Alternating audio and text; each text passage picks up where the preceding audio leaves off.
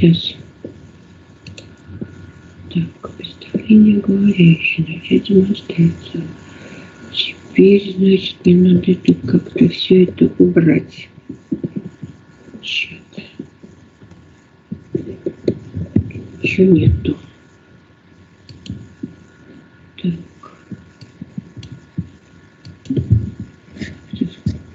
Escape. Cannot open my presentation. This is problem. We have some minutes for this. Так, я отсюда, наверное, начну. Что мы висим?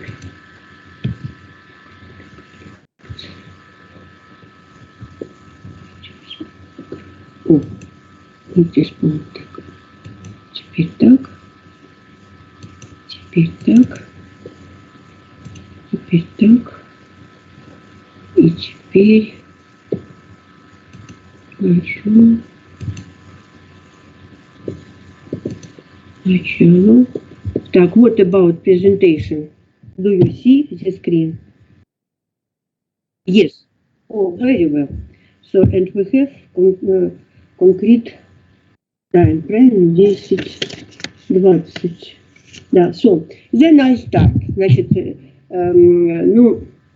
here's my name, and the next seminar. Today you will have cell injury, but next seminar will divide to this theme, disorders of microcirculatory system.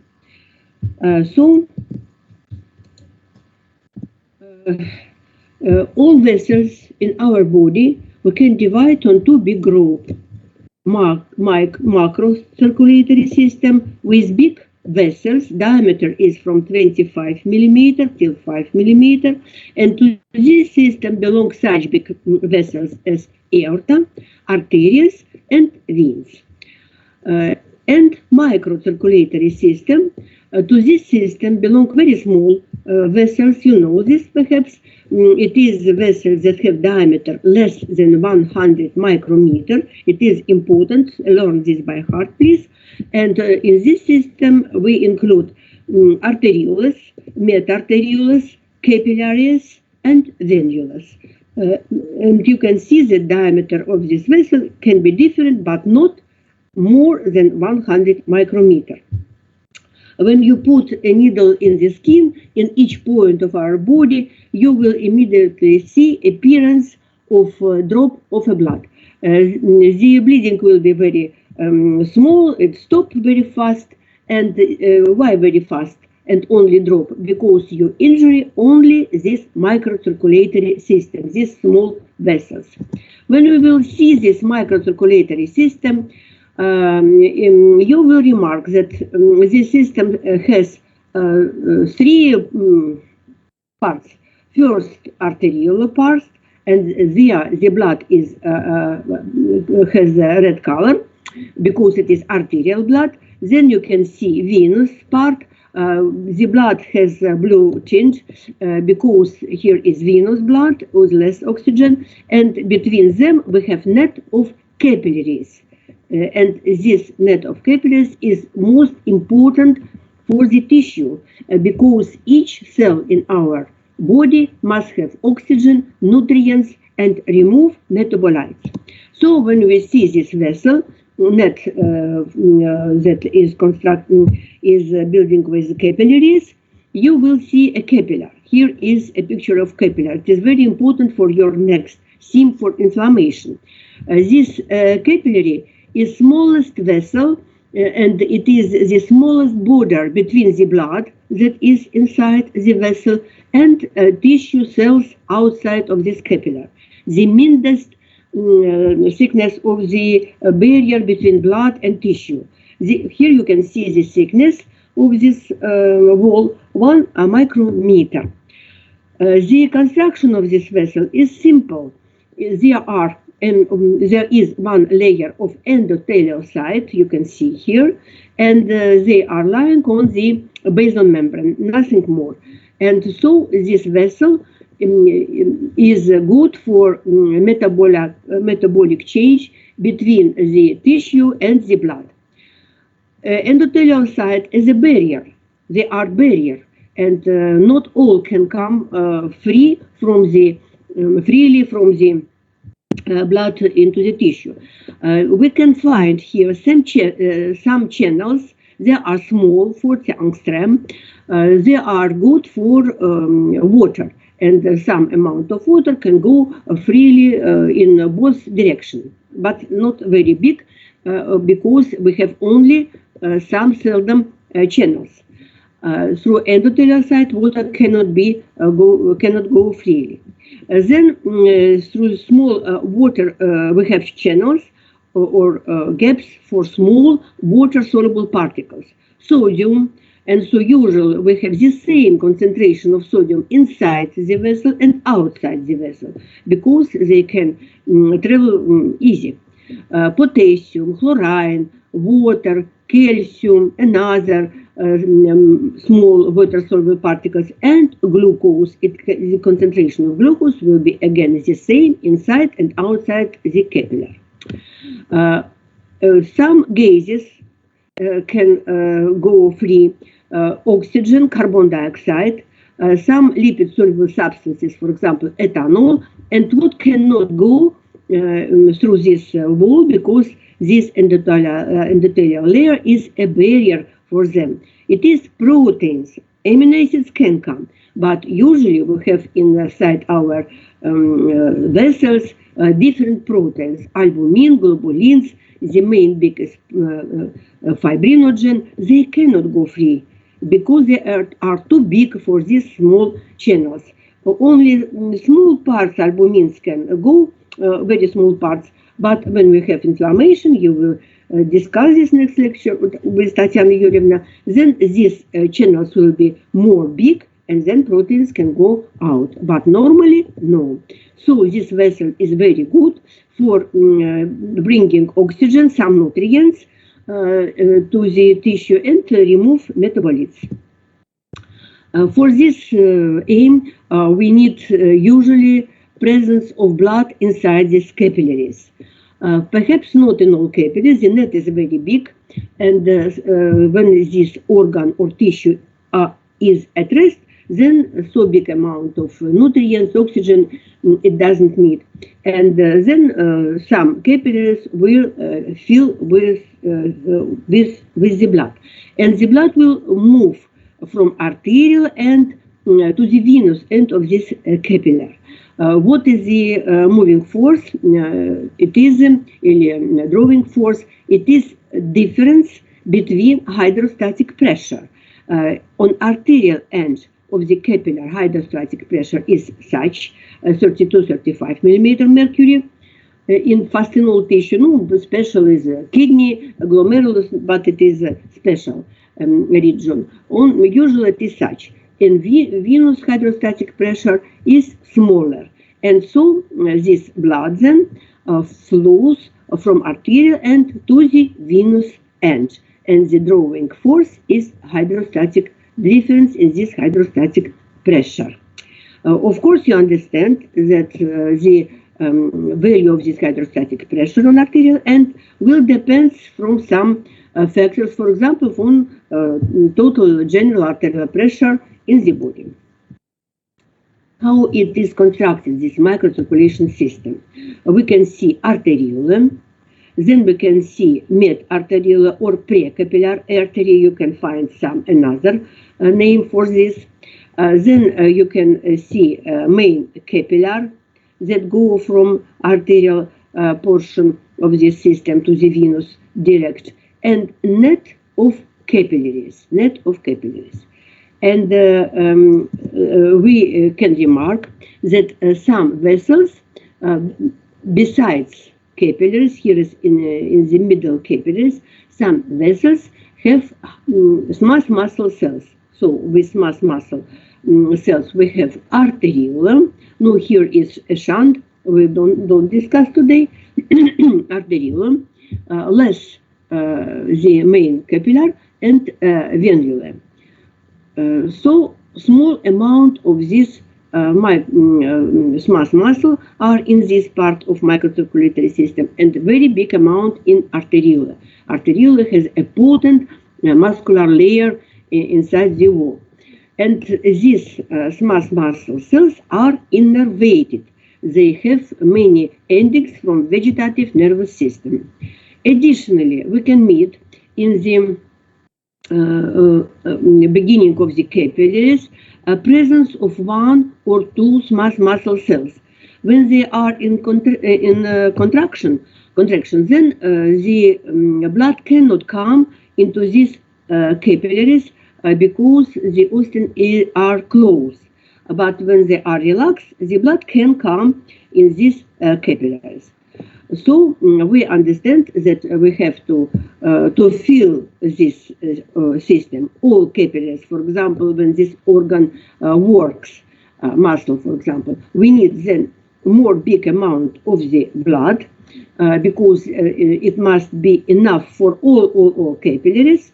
And second, these capillary sphincters must be relaxed in relaxation and allow the blood come into each capillaries.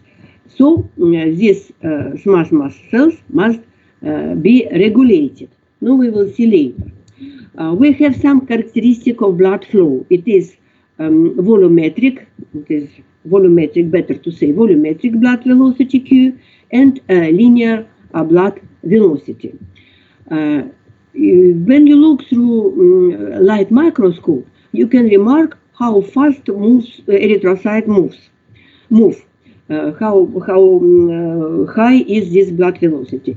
But volumetric blood velocity is difficult to measure with your own eyes. We have special divisor to measure this volumetric blood velocity. But relationship between this volumetric blood velocity are such. It is multiplication of linear blood velocity on the area of circulation. And so this linear blood velocity that you can see with your own eyes through light microscope will depend from size, amount, value of volumetric blood velocity divided on area of circulation. When you have increase this volumetric blood velocity, this will lead, of course, to increase linear blood velocity. Only in situation when we have very big area of circulation, when you have very big dilation of the net of capillaries and inflammation, then the result of this formula will lead that linear velocity will not be so big due to very big increase area of circulation. But usually when we speak about physiological variant of hyperemia, increase volumetric blood velocity leads to increase this linear blood velocity. Second, from what does depend this volumetric blood velocity? It depends from drawing force, difference of hydrostatic pressure, divide on peripheral vessel resistance. So this is a formula. Volumetric velocity is the result of difference in arteriovenous pressure in capillaries in the system of microcirculation for arterial to the venula divide on resistance of peripheral vessels. This difference in arteriovenous pressure will depend from blood volume after bleeding, serious bleeding. We can see decrease pressure on arterial end of capillary of microcirculatory arterial part of microcirculatory system. When we have weak heart work, for example, due to heart insufficiency, heart failure, or acute myocardial infarction, then it can lead again to decrease hydrostatic pressure on arterial end of microcirculatory system. And when we have bad tone of tonus of vessels, then we have small arterial pressure in the body, and this leads again to decrease this hydrostatic pressure on arterial end of microvessel system. But today we will see on it. No, it is understandable, I think. But what is this resistance of peripheral vessel? The more resistances, the less is volumetric velocity and so linear velocity. And sometimes when resistance is very high, we can see stop of blood circulation in this area. What is this resistance? Resistance is in direct relationship to the length of vessels and to eta, it is viscosity, and divide on the indirect to radius to the radius in 4 power. So microcirculation about this. Hemoperfusion or blood perfusion in microcirculatory system depends ordinary, да? We exclude now total arterial pressure, total blood volume, on the resistance of the vessel, and thus on the state of blood viscosity. It is index that say us about fluidity, rheology of the solution, and dimensions of the lumen or radius of the micro vessels. So first about the viscosity. This index eta, value of blood viscosity. The fluidity can be better and can be worse. We speak about rheology. And this vessel resistance when depends direct on viscosity, and when we have increase in viscosity, this will lead to increase of vessel resistance and as a result decrease volumetric and linear blood velocity. And in many situations we can meet the increase of this blood viscosity. When you will compare true solutions, as for example physiological solution, and the blood, it is blood is suspicion. It is not true solution, true Newton solution. And so in this, when we speak about suspicion, not true Newton solutions, we understand that viscosity, so bad fluidity, will depend from blood velocity. This small blood velocity will lead to increase of this viscosity and decrease fluidity.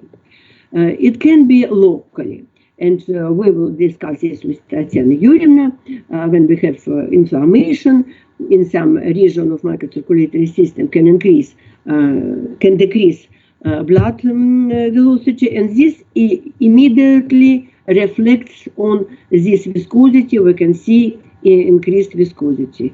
Increased viscosity, decrease through this relationship, decrease linear velocity, and so vice versa. But sometimes it is problem for all organisms. When we have, for example, heart insufficiency, or exacerbation of heart insufficiency, or we have myocardial infarction, or we have acute massive blood loss, then in peripheral vessels in total body, the blood velocity will decrease.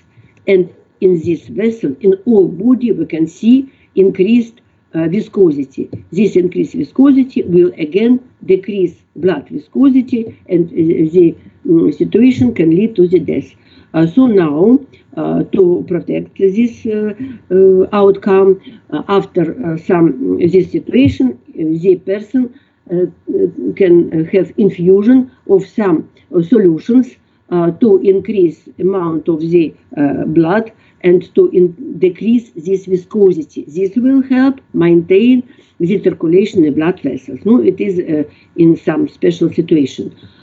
Так. Значит, small blood velocity will increase viscosity and decrease this volumetric and linear blood velocity. Then increased hematocrit, because we have mostly in the vessels amount of erythrocyte.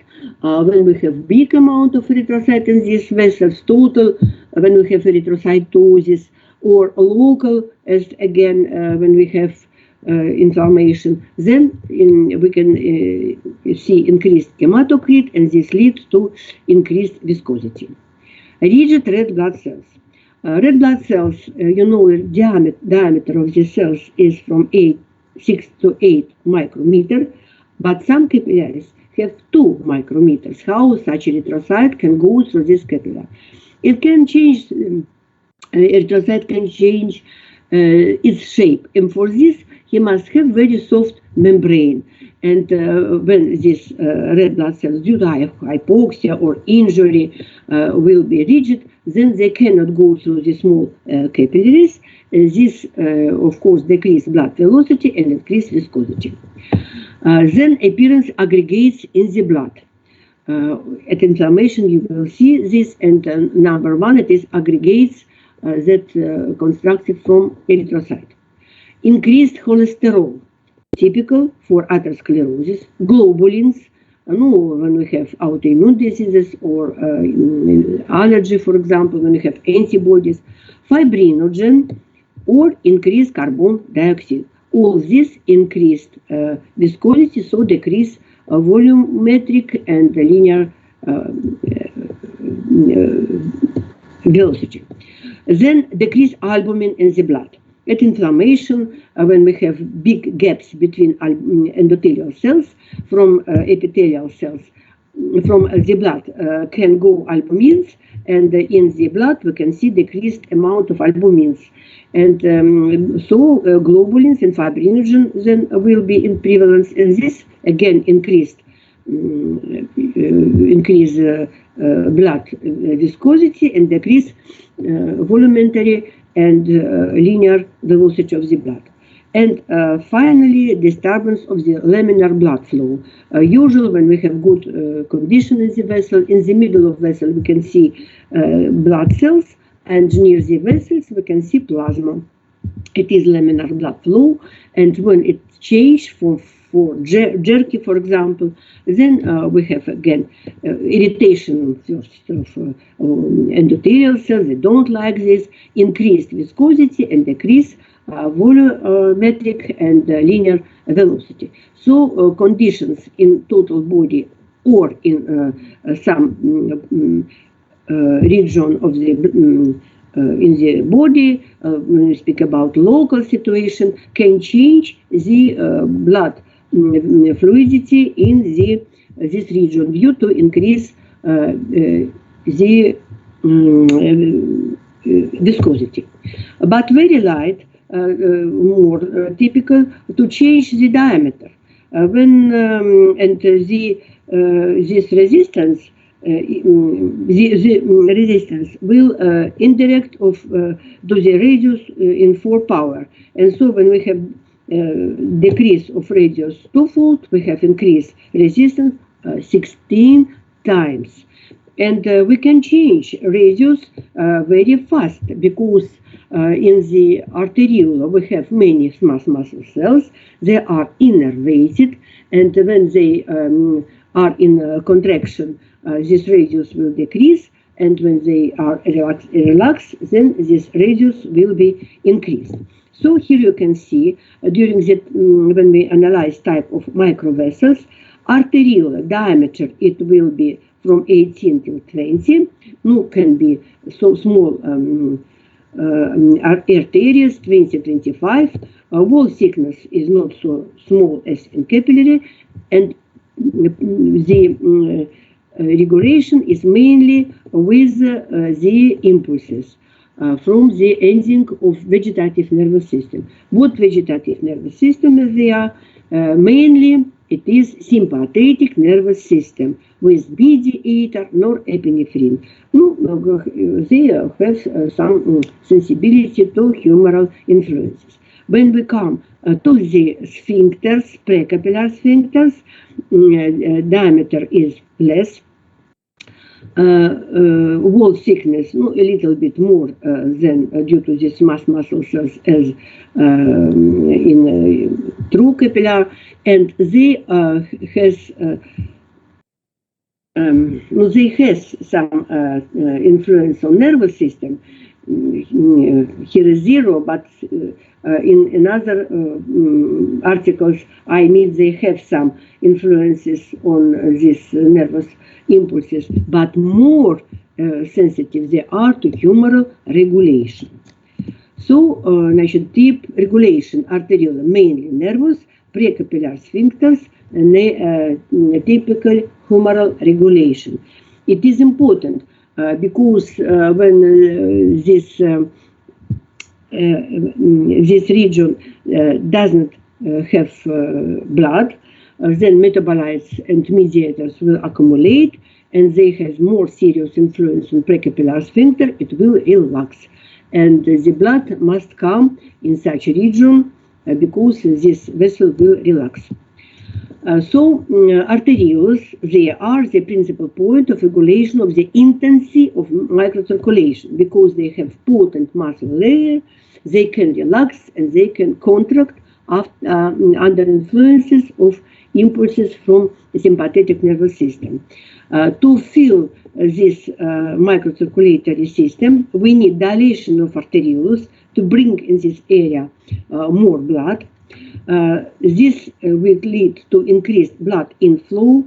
In the vessels, we can see increased intracapillary pressure in the mid-arteriola and in main capillar, and opening of the precapillar sphincters. Then the blood comes in all capillaries, and we can see increased amount of functional vessels. So 2 points, dilation of arterioles and increased amount of functional vessels. This will lead to increase blood volume in this point of a tissue. What factors then lead, summary of factors affecting the caliber of the arterioles? To contraction, first will lead local factors.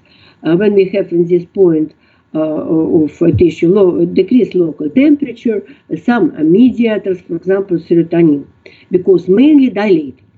Endothelial cell product. Endothelial cells can synthesize substances that lead to contraction of smooth muscle cells in arteriola, for example. Endothelin 1, we know some endothelins, most important is endothelin 1, prostaglandins F, thromboxane. Hormones, fast all hormones many hormones lead to contraction. It is first epinephrine from adrenal gland, sometimes no epinephrine can be synthesized there. Antidiuretic hormone, another name is vasopressin, and angiotensin 2. And neural control, increase discharge of noradrenergic vasomotor nerves from 1, 2 till 10 impulses per second. So all this lead to contraction of arteriola and decrease volumetric blood velocity. More often in this piece of tissue, we can see dilation of these small arteries. A summary of factors affecting the caliber of the arterioles. Local factor, of course, accumulation of metabolites. What metabolites? Accumulation of carbon dioxide, potassium, adenosine, ADP, AMP, ATP we can write here, but these ADP, AMP usually they are inside cell. When they come out of these cells, it is some injury of the cell. Lactate, nitric oxide, and local heat. Then we can see decrease this dilation when we have in the tissue big amount of oxygen and monoamine oxidase that can destroy contractive substances as serotonin or epinephrine. Humoral factors: substance P, histamine, kinins, kallidin, they can be synthesized, kinins and kallidin in the kidney, and many mediators, locally many mediators, fast all from complement, from kinin system, will dilate arteries, and natriuretic peptides or hormones. And neural control, decreased discharge of noradrenergic vasomotor nerves. So, conclusion. Active components of microcirculation control mechanisms. One, active, constant sympathetic efferent impulsation. They generate rhythmic contraction of microvessels, and on endothelium dependent fluctuations in vascular tone, so too active due to influence of nervous system and humoral factors. Passive components, pulse wave, which produce passive oscillation of the vascular bone. It can go through the arterioles, metarterioles, lead to the contraction or decrease, dilation. And rhythmic aperture contractions, sucking action to venous outflow. Amplitude of sympathetic activity reflects the number of nervous fibers involved, and its frequency, the activity of central generation or inputs influences from receptors. And the mechanism is the basis for maintaining of this mechanism is the basis for maintaining of microcirculatory homeostasis and provides relationship between functional activity of vessels and the level of blood perfusion in organ or tissue in a certain unit of time. And when we speak about these local influences, sometimes when you have, for example, some catastrophe, decreased general arterial pressure, and the sympathetic nervous system will lead to big impulsation to arteriola, metarteriola, to in the direction to increase this arterial pressure. They will be in the spastic condition. But because in peripheral tissue the blood circulation will be small, metabolites can accumulate, mediators can appear, and finally they will open the precapillar sphincter, relax arterioles, and arterial pressure will go down. And it is typically when we have such catastrophe that treatment in the direction to increase arterial pressure, because from this arterial pressure, the perfusion in the brain, in the coronary vessels depends. Yes, we need to increase arterial pressure. No, we don't take vasospastic agents because this will lead to decrease blood perfusion in peripheral tissue, accumulation of mediators, and relaxation of precapillary sphincters in this arterial pressure will fall down. So better to increase fluidity, and usually we have very fast beginning to infusion therapy with simple physiological solution, better with solutions that contains rheopolyglucine or albumins, and this prevent the serious spasm of arterial vessel, small arterial vessels, and then the negative role of relaxation of these precapillar sphincters. So what forms we can meet in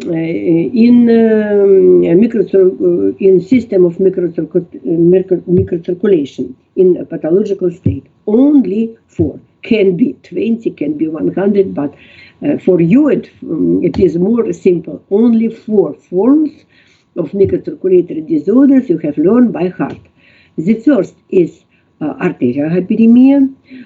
Second is venous hyperemia. Third is ischemia, and the last is stasis. Only 4. But I have to add thrombosis and embolism because they change serious the microcirculatory situation. And during our experiment that earlier we had in our classes, we produce the situation when we have thrombosis or embolism and observe what will be in system of microcirculation. So some words I need to speak. I need to speak about this.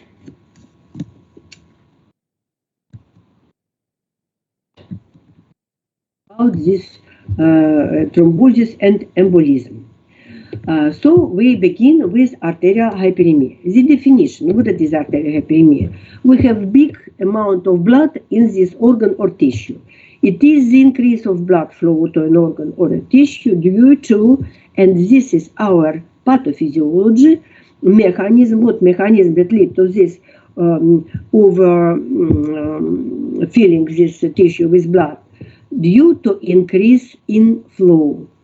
What blood can inflow, arterial or venous? Of course, arterial. So due to increase in flow, and we can see increase arterial blood in such organ, more arterial as when we compare with venous hyperemia. It is an active process. We can see increase hydrostatic pressure on arterial end of the microcirculatory system. On venous system, we don't have problem with outflow, and additionally we have lymphatic drain, and so we can speak only about increased hydrostatic pressure on arterial end of microcirculatory system. Then the difference between hydrostatic pressure on arterial and venous end will increase, and this drawing force will increase, and we can see increase the volumetric, and with your own eyes when you look through light microscope, increase of linear velocity. What situation we need to fill all the vessels with the blood? First, due to relaxation and dilatation of arterioles, we can see increase the volumetric and linear velocity. No, volumetric with eyes it is difficult, but device can measure this. And due to relaxation of precapillary sphincters, we can see filling the entire capillary network with the blood. So, and the amount of the blood in this organ or in this piece of tissue increases. We call this arterial hyperemia. Features of arterial hyperemia. When you will see through light microscope, you can remark relaxation and dilation of arterioles, small, because arterioles have very big layer of smooth muscle cells, and they cannot relax when they are not injury. They cannot relax maximal. This stone prevents this, but small dilation of arterioles you can remark with your own eyes. You will, of course, remark increased amount of functional capillaries. When you look in light microscope, you see some amounts of capillaries, another you don't see, because they can be empty or filling not with red cells, but with plasma. But after development of arterial hyperemia, you see increased amount of red small vessels, increased amount of functional capillaries. A laminar type of blood flow in the middle cells near the vessels wall. You have vessel wall, you can see the plasma. Increase volume and linear blood velocity. Increase production of interstitial fluid. This you cannot remark, but you can just remark with clinical methods when you decided to make a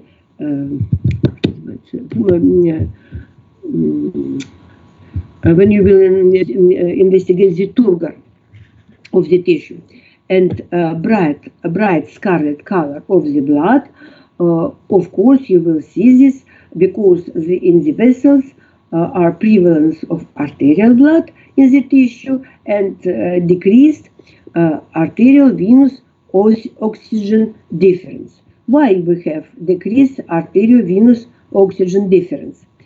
Because due to moving of the blood in the capillary, the nearest cells, nearby cells will absorb oxygen. But when velocity is very fast, the time of contact is less, and they don't absorb so big amount of oxygen when it is not big linear velocity.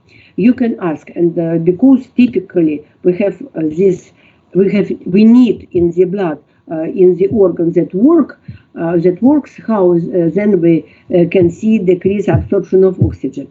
Yes, we can see decreased absorption of oxygen, but amount of working capillaries increase. increases, and so this lead to more possibility to absorb total in this piece oxygen as at rest. So amount of working vessels with oxygen increases, but near each capillary the time of absorption decreases, and on venous end we have more amount of oxygen. So on this picture you can see before and after the inflammation, when we can meet the dilation of arterioles. Remark here is a good example of to remark that not only veins can dilate, but arterioles too. Here is arteriola, very narrow, and here you can remark it is dilate. It is dilate. And for example, this branch of arteriola is with some amount of erythrocyte. Here is more big because pressure is more, hydrostatic pressure, and hematocrit increases, more amount of blood come in this branch. So it is arterial hyperemia. External signs, you have to know these signs, of course, and symptoms. For example, in the skin, redness, turgor, tension of the tissue. When you decided to make a pit, this pit will disappear very fast due to good secretion of interstitial fluid. And worms, because the blood is arterial blood, that is, of course, has more high temperature as venous blood. What are the consequences of arterial hyperemia? Usually positive, due to increase of functional possibilities of the tissue or the organ. To this piece of tissue, you understand, oxygen will come in more big amount, oxygen, nutrients in more big amount, and this intensive perfusion remove metabolites and some mediators that can appear. And so it is, we stimulate sometimes the circulation in the local piece of the body when we have problems there, to increase these functional possibilities and stimulate development of arterial hyperemia. When we have, when we have situation, situation with a high arterial pressure for a long time, for example, when we have hypertonic disease, then the knock of arterial pressure on arterial end will lead to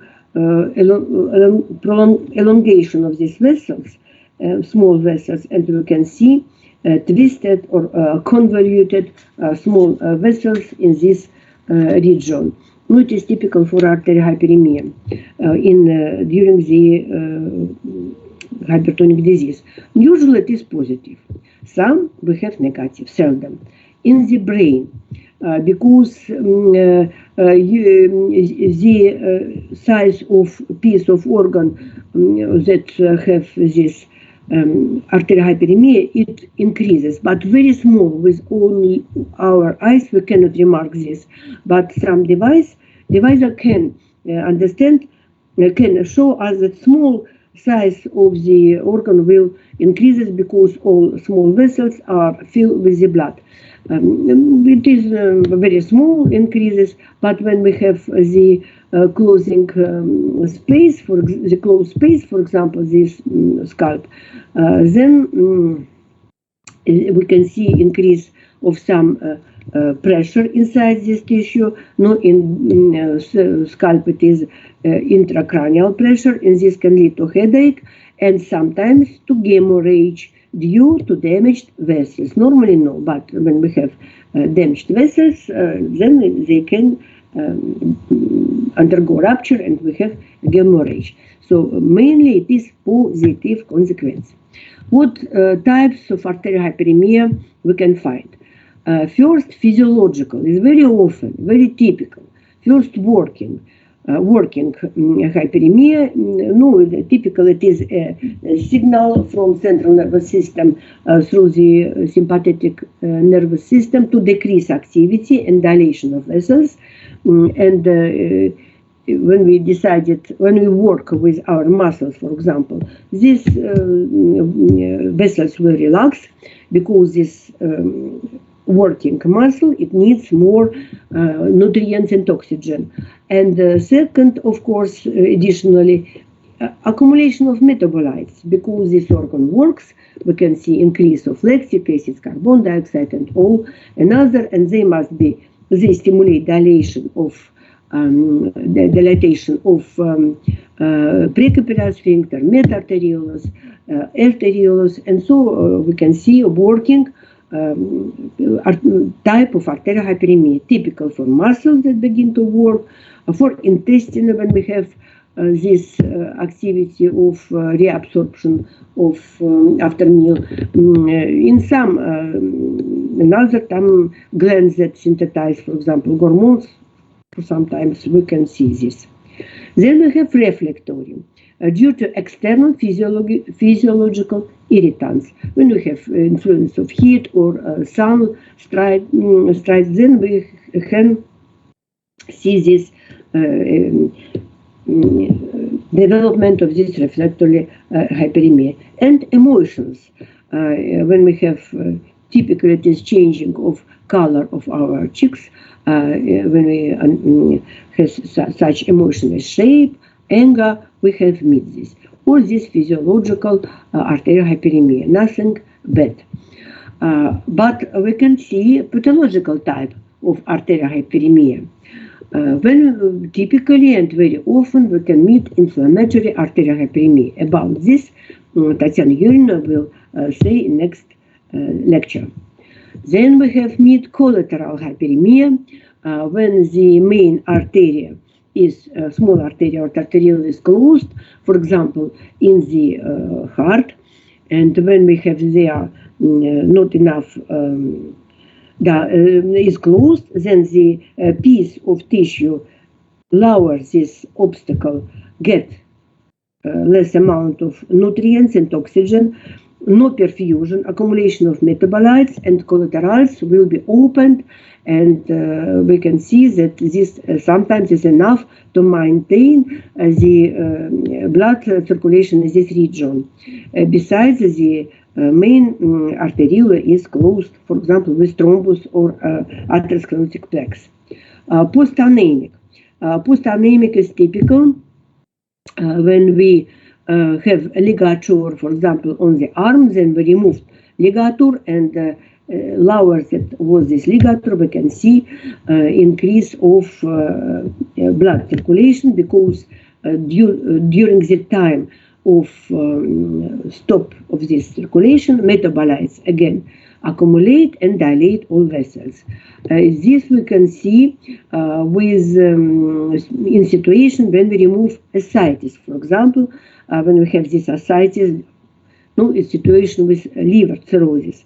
When we remove the ascites very fast, then the vessels inside this abdomen cavity that will be compressed with the ascites fluid, they again will dilate due to accumulation of metabolites, and this can lead to decrease of general arterial pressure.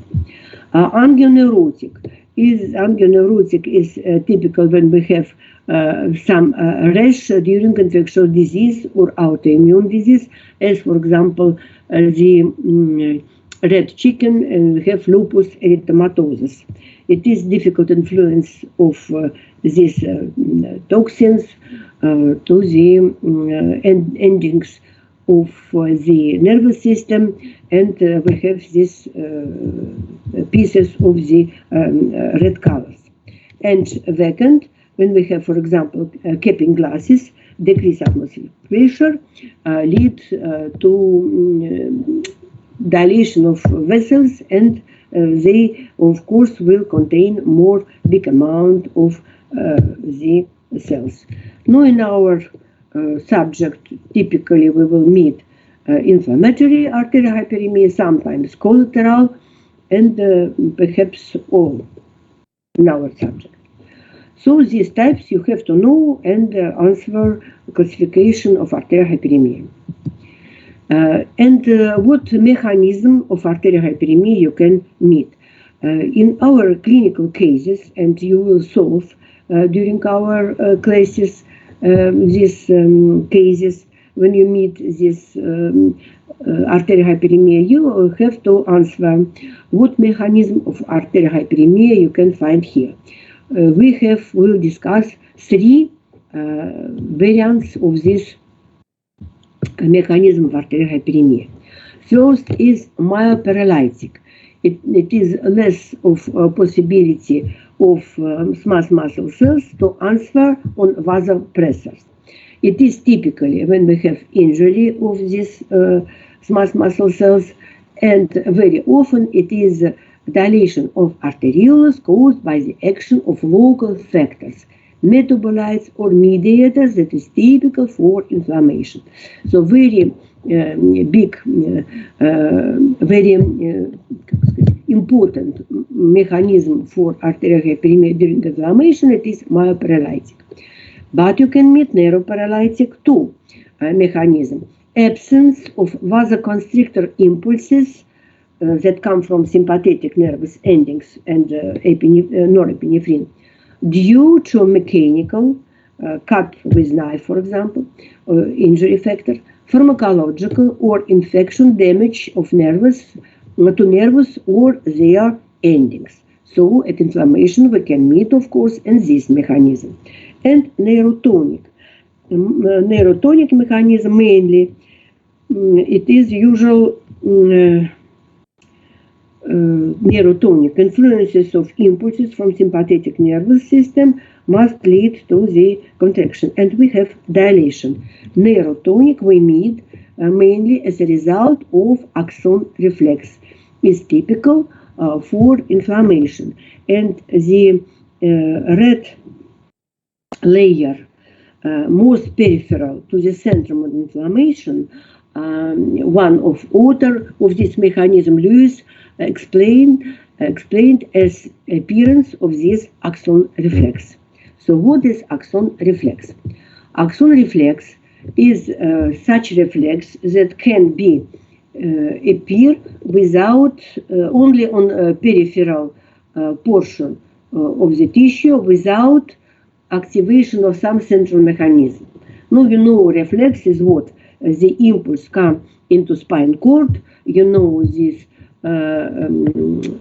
reflex from sensitive neuron to efferent neuron.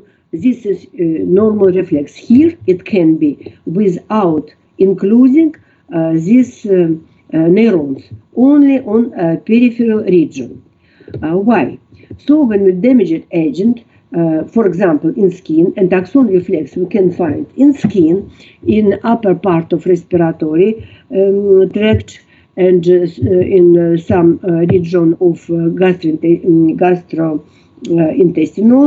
region, not in all piece of the body, we can find this axon reflex. For example, in the skin, outer layer and inner layer of the skin, damaging agent will influence and on receptors that we call nociceptors.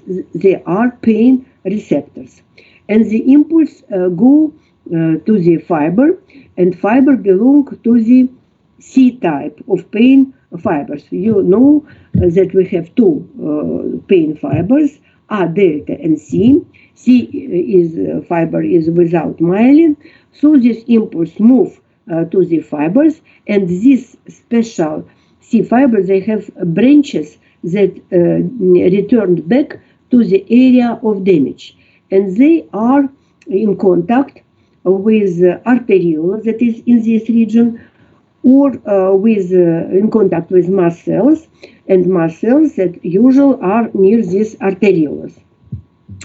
Such mediator from mast cell as histamine can be released from mast cells, and the endings of this C fiber they contains some mediator too. Here is substance P. Can be some another. No, for you it is enough to have in your mind the substance P. This substance P irritate the wall of arteriola or irritate mast cells.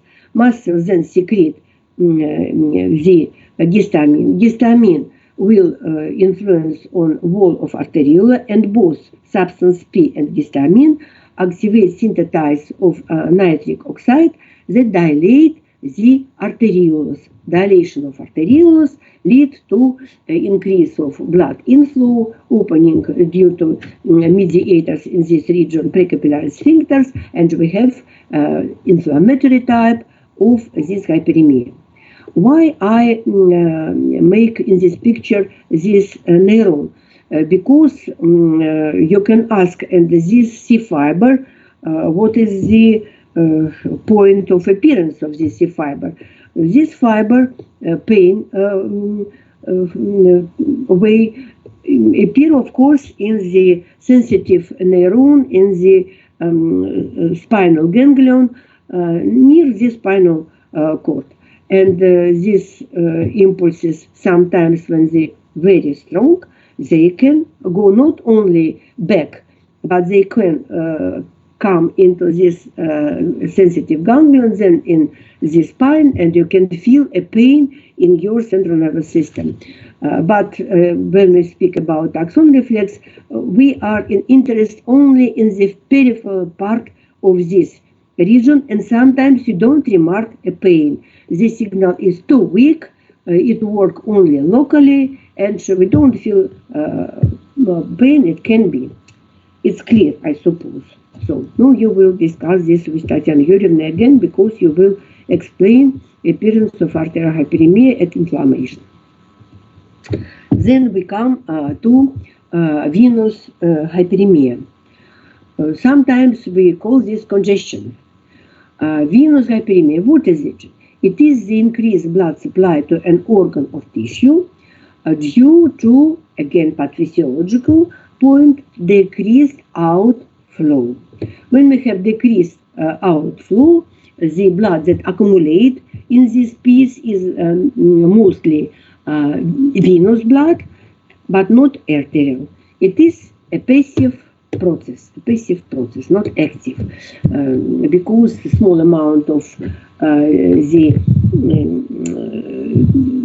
small amount of smooth muscle cell in venous don't allow to make a contraction. Sometimes for a little bit time we can see, because when, for example, mediator serotonin appear, it can contract the venous, and this is an obstacle, of course, to outflow, but very fast it disappears due to monoamine oxidation. Does it destroy serotonin? So usually it is a passive process when we have problem with outflow. So in this situation, we can have normal pressure on hydrostatic pressure on arterial end of microcirculatory system, but due to decreased outflow, we can see increased hydrostatic pressure on venous end. Drawing force will be decreased because the difference between pressure on arterial end and venous end decreases. And so we have decreased this drawing force and decreased moving of the blood inside this system. What features of venous hyperemia we can see when you look in the light microscope? You can see dilation of vessel, mostly of venulus. Venulus, as we say, have very weak smooth muscle layer, and the pressure inside this venulus will distance this vessel very light, and we can see increase the size of venulus. Due to decrease of drawing force, very slow blood flow. You can see this with your own eyes.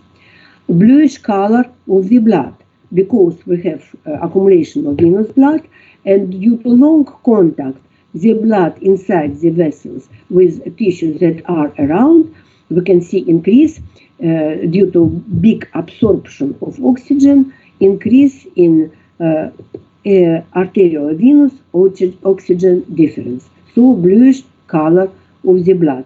In the skin, we call this cyanosis. Not laminar, but vertical blood movement that decrease the blood velocity too, and additionally retains vascular wall, and increase production of intestinal fluid. You cannot see with your own eyes, but you will see this in tissue because we get increased amount of fluid between cells, and we can see appearance of increased size of organ due to edema. So on this picture, the long venous hyperemia lead to nail rollers, special sign for this, and here is cyanosis. Does this red color with blue tint in these local pieces of tissue. External signs and symptoms when you investigate this in the skin. Dark red color with blue tint, cyanosis. Cold piece of the skin because the blood in this is venous is not so warm as arterial, and additionally it flows very slow, and the temperature, the heat go out through the skin. Bad turgor, pit, it is, you can produce the pit very fast, and the pit disappears after some times. And special symptom for only this hyperemia, it is edema. The causes of venous hyperemia. Often it is a mechanical obstacle in the outflow ways. Mechanical, internal or external. Internal obstacle when we can see appearance of thrombus in a vein. Due to this irritation of due to the damage for factors, due to injury of vessel wall, we can see appearance of thrombus, and this thrombus is an obstacle and decrease outflow from this vein. Can be external obstacle due to very weak wall in the venule, compression this venule and closing the lumen by edema, ligature can be, or scar. And only the third group, typically, again, that can lead venous hyperemia, not relate with inflammation. It is increased blood pressure in large veins. What is the way for blood from microcirculatory system? First, venule, first order venule, second, third order small vein, then middle vein, then big vein, and finally it comes into the heart. And the drawing force is different for the main circulatory circle, is difference between pressure on venous and in capillary, in the microcirculatory system, between this and between the pressure in right atrium. In right atrium is -2 + 5. So the drawing force moves the blood into the right atrium. When we have, and from right atrium in the right ventricle, when we have there heart insufficiency, we have increased pressure in right ventricle, in right atrium, in big vein, middle vein, small vein, and then on venous end of capillaries, and this lead to small velocity of blood due to decreased outflow.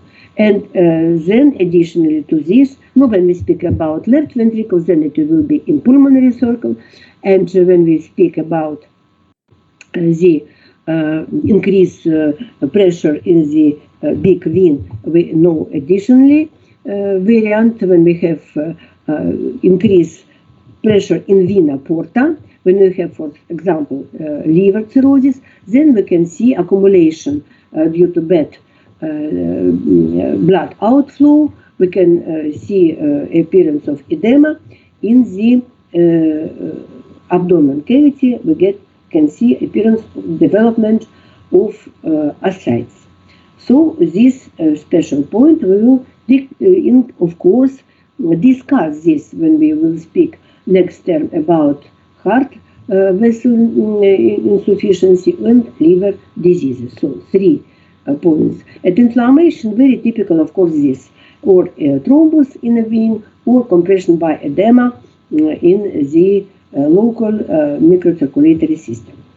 Consequences of venous hyperemia. Venous hyperemia, typical negative. Because in the tissue or the organ, we can see hypoxia, we can see congestion, big distance between capillary and cell due to accumulation of fluid, intestinal fluids.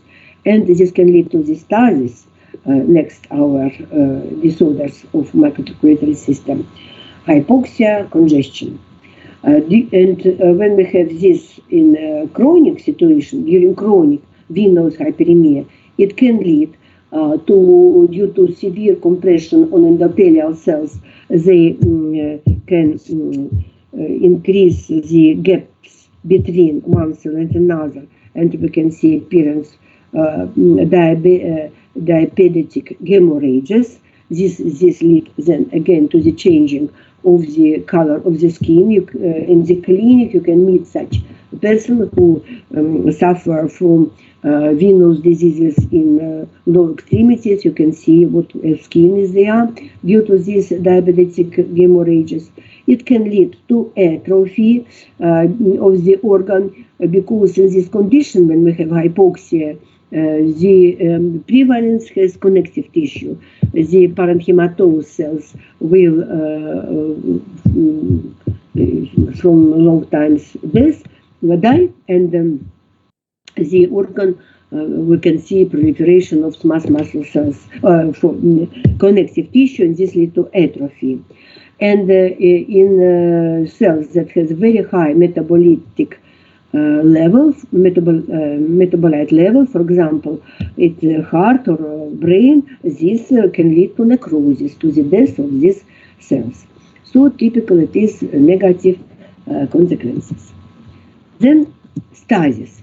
It is a complete stop of blood flow in a vessel. A complete stop of blood flow in a vessel. When we have this complete stop, when we don't have drawing force, it is result of absence of difference between hydrostatic pressure on arterial and venous end. So what we can see when you look at the through the light microscope, slowing down to the point of stopping blood flow, slowing and then stop. Appearance of aggregates of blood cells, mainly of course red blood cells in the vessels, and they of course are as small corks that decrease fluidity of the blood and are decrease the linear blood flow, and blood flow changes. Blood movements initially jerky, only during asystole, then pulsating or pendulum-like flow, pre-stasis, and then stop of blood flow, stasis. It can be reversible, and then it can transform to irreversible with development of large phenomena. Why we have such this interesting phenomena, jerky, then pulsating or pendulum-like flow. Normal when you see in small arteries and in big arteries pulsating wave, you can measure your the rate of your pulse. But when the pulse wave come, systolic and diastolic waves come to arterial end in microcirculatory system, the contraction of arterioles or metarterioles decreases the pulsate wave, and in the capillary we don't see systolic and diastolic pressure. It is usual constant come movement of the blood. But when we have we have inflammation, and it is typical for true studies, then due to injury, we have myoparalytic or sometimes neuroparalytic situation of arterioles, and they cannot decrease the pulse wave, and the pulse wave come into capillary. We can meet here appearance of arterial and venous, arterial, systolic and diastolic pressure. And stasis, it is a slowing down of the blood flow because we have problem with venous outflow and inflammation. Then the hydrostatic pressure will increase on venous end. When it is smaller or the same as diastolic pressure, we can see moving of the blood only during systole, jerky flow. But the problem with outflow will increase. The pressure, hydrostatic pressure on venous end will be more high as diastolic pressure. Then we can see at systole the moving in this direction from arterial end to venous. Then when on venous end the diastolic pressure, the hydrostatic pressure is more than diastolic, the movement of blood will be in another direction, backward direction. So we can see pendulum-like movement of the blood. It is pre-stasis. It irritate very strong vascular wall and help to continue the inflammation, and we have finally stop of blood flow, stasis. Here you can see pre-stasis phenomenon that we can see appearance of this erythrocyte as Cohen's columns. Normally, erythrocytes, when they come into small capillaries, they have longitudinal position. And this help to move these erythrocytes through very thin capillary. But when we have the situation in the pre-stasis, then the erythrocytes, due to injury of vascular wall, due to loss of fluidity, fluid from the vessel due to exudation, due to injury and decreased deformability of the cells, they will be across this vessel. So it's of course decrease fluidity of the blood and decrease worse the outflow. In big vessels, we can meet the Cohen's columns because these aggregates can move very fast in big vessels, and this help to bring the blood into peripheral tissue. But in small capillaries, it is not very good. And usually when we have the situation that is better and the force, drawing force increases, then this column disappears and the erythrocyte moves better. But when the situation is more worse, we can see after the Cohen's columns appearance of aggregates that are constructed with erythrocyte. It is small corks that of course can close small vessel, and they destroy the blood fluidity.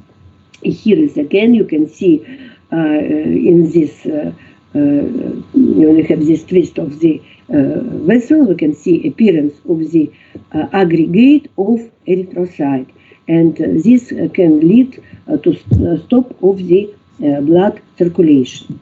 When we look in this small vessel, you can see that it is filled with red blood cells. This is endothelial cells that is irritated with many vesicles, but we can see the borders of the cells, and they are full with hemoglobin.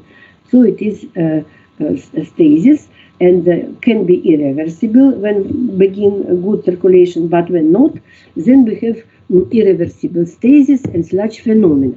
In this phenomena, the serious injured cells, and here is mainly red blood cells, they have high permeability of membrane, and hemoglobin go out from these cells, and you see only membranes of this erythrocyte.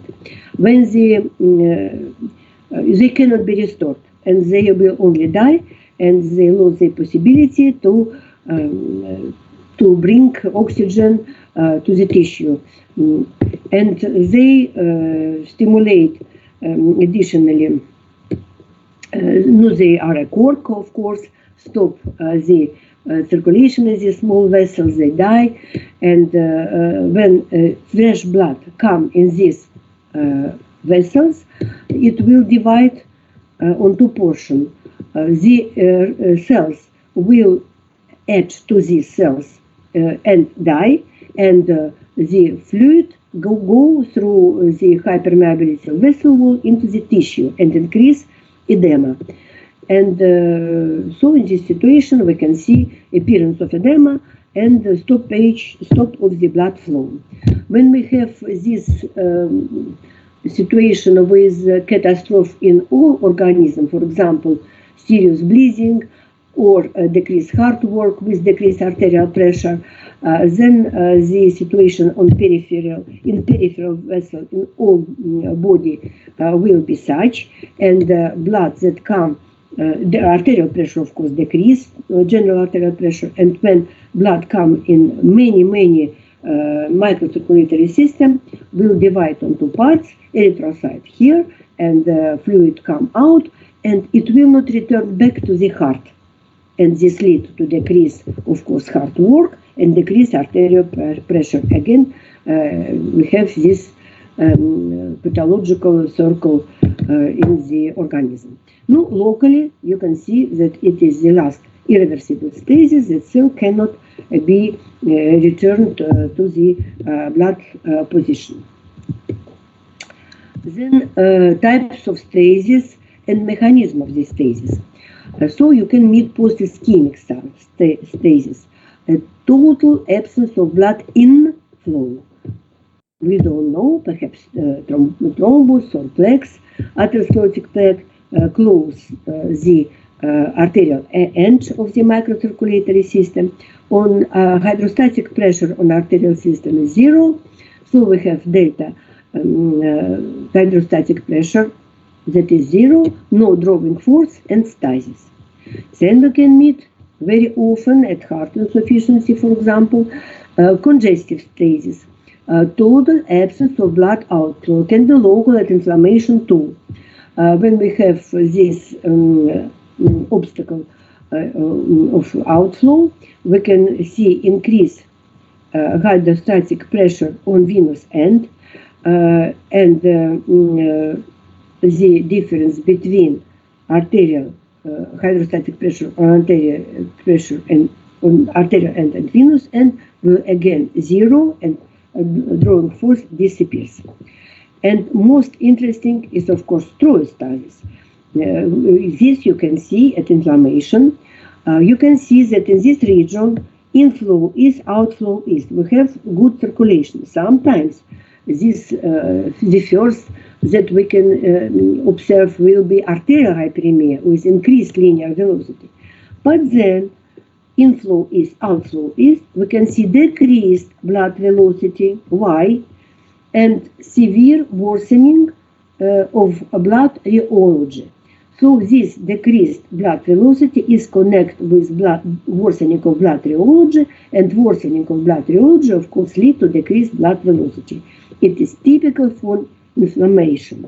So increased viscosity lead to serious increase of viscosity, lead to decrease in the stop of blood flow. How we can explain such true stasis? Inflammation, all causes in details you will discuss next lecture, lead to damage of vessel wall, blood cells inside this vessel, and tissue around. And this lead to severe worsening of rheology. Concentration of red blood cells, так why? Worsening of rheology, this lead to the indexes that we can see increase viscosity. Why? We have exudation, the fluid go out of the vessel, small vessel, capillary or postcapillary venous. Concentration of red blood cells dioxidation increases, so we have seen increased viscosity. Injury of red blood cells in these vessels, they lose their deformity, increased viscosity.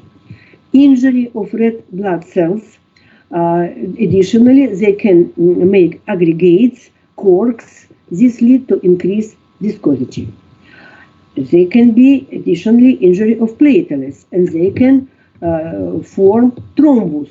They again, we can see again appearance of corks.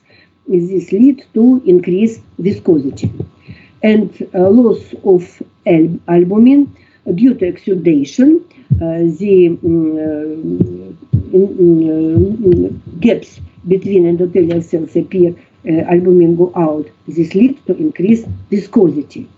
And accumulation of metabolites, for example, carbon dioxide and other waste products, we can see acidosis, decreased pH. This leads to increase viscosity. And because we speak about slowing of the blood due to increased blood velocity, due to increased viscosity, so decreased blood linear viscosity, because it is suspension, this leads to increased viscosity. And all this repeat many times, and finally this leads to stop. Consequences: as venous hyperemia depends on the organ where stasis develops, from severe hypoxia till necrosis, and additionally it promotes thrombosis. Ischemia. Ischemia, it is a decrease in blood supply from an organ to tissue due to insufficient blood inflow. Arterial blood doesn't come in this piece of tissue and disappear. For this piece of tissue, of course, is important the situation of collaterals, because through these collaterals the blood can come in this region. When we don't have in this piece arterial blood, the difference between hydrostatic pressure on arterial and venous blood disappear, and we have again slowing the blood velocity till the stop of the blood in these capillaries. Features: you can see through light microscope narrowing of microvessels, decreased amount of functional capillaries, increased portion of plasmatic capillaries, so no oxygen and nutrients, no perfusion, slowing down of blood flow, absence of laminar blood flow, and decreased production of intestinal fluid.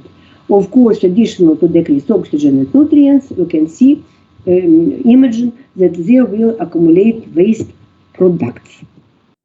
External signs and symptoms are in the skin: paleness, no blood, no erythrocyte, decreased temperature, cold portion of tissue, bad turgor because bad interstitial fluid, and slight shrinkage of an organ. This again with the eye it is difficult to remark. And a special symptom only typical for this variant of microcirculatory disorders, it is a pain. You remember ischemia, heart disease, typical symptom is pain. The causes of ischemia are complete or partial blockage of the supplying peripheral artery by thrombus or embolus. Pathological vasoconstriction. Arterioles, they have many index of sympathetic nervous system, can be angiospasm. Narrowing of artery due to atherosclerotic or inflammatory changes of artery wall, and more seldom squeezing of arteries by outside forces, because again the big layer of smooth muscle cells prevent this closing of lumen of these arteries, but sometimes it can be. Ischemia. Types of ischemia can be neurospastic due to many impulses through sympathetic nervous system, can be obturational, typical with thrombus or with atherosclerotic plaque, and seldom compression, no more simple to understand when you have strong ligature. Consequences from hypoxia to necrosis. The collateral vessels are absolutely insufficient in the kidney, retina, spleen, and brain, and infarctions occur rather often. The heart, we have myocardial infarction, typical disease, but the heart has relatively sufficient collaterals, and the usual young person doesn't suffer from this disease only after the vessels are injured with different process during the aging and many other influence from atherosclerosis. In this case, myocardial infarction is caused by atherosclerotic damage to the vessels. And on our class, we will try to repeat the experiment theoretically. You will make a figure on the blackboard in your on blackboard. You in your copybooks, so we can see what will be with thrombosis. Thrombosis is intravital formation of a clot of blood on the internal surface of blood vessels with partial or complete obturation of their lumen. And we can see when we make our experiment white and right thrombus. Thrombus in arteries, they divide from venous due to blood velocity. In arteries, we have high blood viscosity. And in this situation, procoagulants that can appear will be dissolved with fluid, and they are not on the first role as the cause. So with high blood velocity, it is interaction of vessels wall with platelets, leukocyte, and formation of white thrombus after 2 to 5 minutes. The consequences, of course, closing blood flow through arteries, ischemia, stasis, and necrosis, infarction. Thrombus in veins, they will have slow blood velocity. And so there are not only platelets and vessel wall, but procoagulants are important. Interaction of vessel wall with platelets at the same time, fibrin formation and accumulation of red blood cells in the neck of fibrin, and we can see red thrombus. The consequences, veins, congestion, and stasis. And here you can see emboli. It is thromboembolia, and here is thrombus with different branches that can lead to thromboembolia too. And the last, embolism. It is detached intravascular solid, liquid, or gaseous mass that is carried by the blood to a site distant from its point of origin. Emboli lodge in vessels too small to permit further passage, resulting in partial or complete vascular occlusion. Typical consequence is ischemia and necrosis, infarction.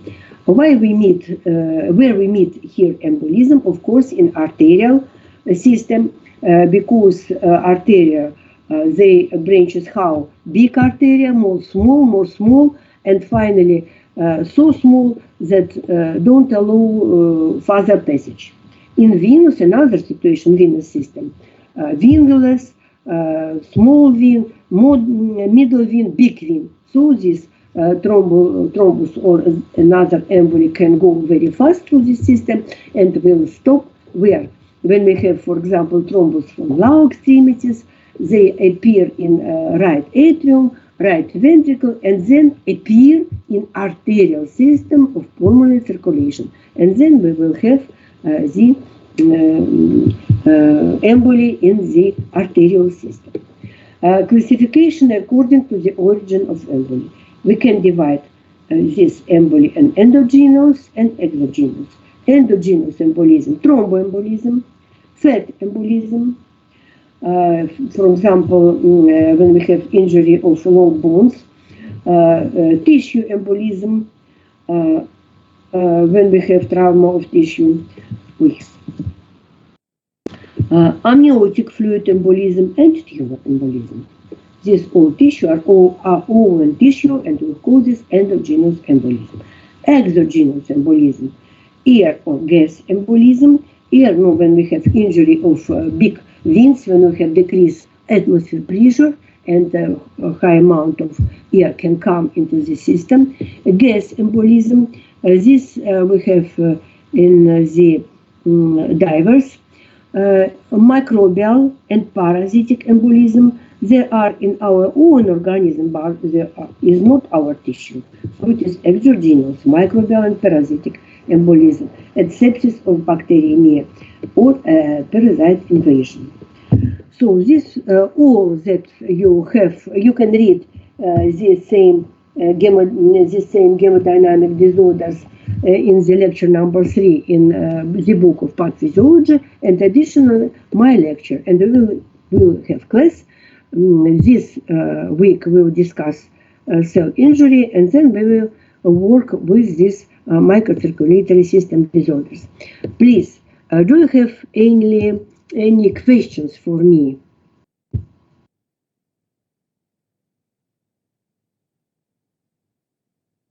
Some student can me answer. Do you have any question? No. Then I say goodbye to you, and we meet in university with some students. Goodbye. Goodbye. Thank you. Goodbye. Goodbye. Goodbye. Goodbye.